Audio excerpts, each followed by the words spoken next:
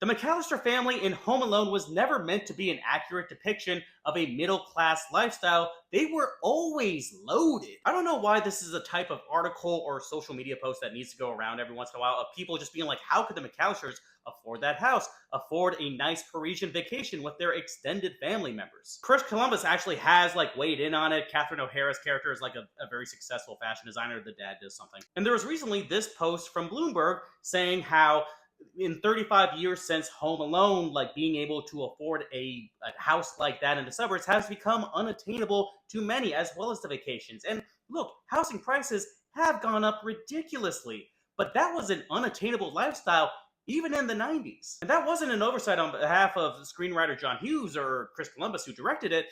They need to be rich in order for the story to work. Let's just look at the McCallister family. You have two parents, five children total. If they were a regular middle class family, they probably wouldn't be flying to Paris.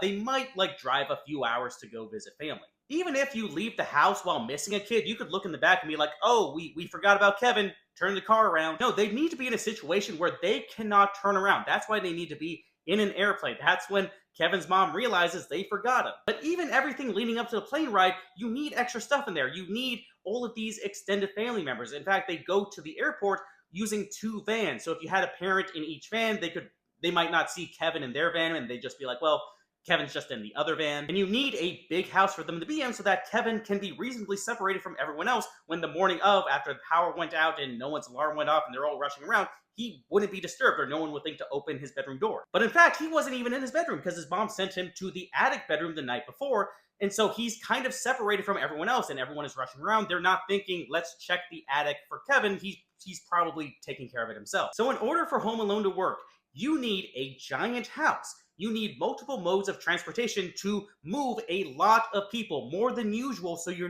may not necessarily see the one kid who's missing. And even if they were flying to, they're in a Chicago suburb, even if they were flying to New York, they could still get a car. They need to be far away, hence why they go to Paris. Housing prices are insane. Many of us will never be able to afford a house. If you saw my current living arrangements, you would cry. But I don't think Home Alone needs to be held up as something as this is what they took from you, because that kind of lifestyle was never in the cards for most people.